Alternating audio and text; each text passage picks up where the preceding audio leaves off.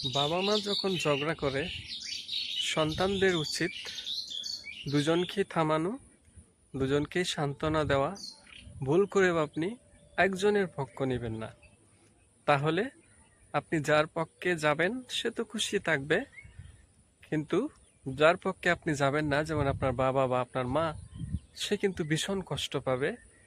সে কিন্তু তার সন্তানের কাছে এটা আশা করে না যে আমরা স্বামী স্ত্রী আমরা ঝগড়া করেছি, তাই বলে আমার সন্তান সে যে কোনো একটা পক্ষ নিয়ে চলে যাবে। এটা কিন্তু উচিত না, এটা কষ্টের বিষয়। আমি কিভাবে এটা বুঝেছি, যখন আমি ছোট ছিলাম, সব পরিবারেই ছোটখাটো ঝগড়া হয়।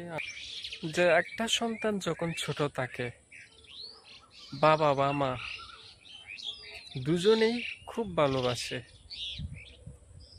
একজন মাও সন্তানকে খুব ভালোবাসে, একজন বাবাও খুব তার সন্তানকে ভালোবাসে,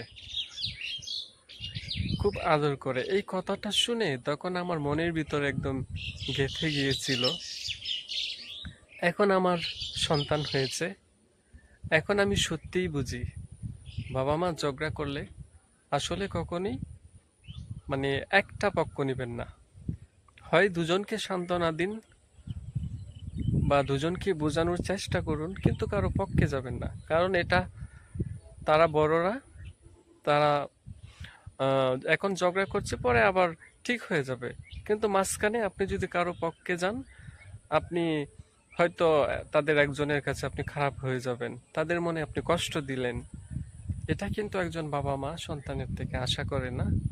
তাই বাবা মা ঝগড়া করলে কখনোই সন্তানরা আপনারা কারো পক্ষে যাবেন না। হয় দুজনকে সান্ত্বনা দিন বা কাউকেই কিচ্ছু বলার দরকার নেই, এটা তাদের ঝগড়া, তারা ঠিকই মিটিয়ে নিবে। আপনি আপনার জায়গায় থাকুন।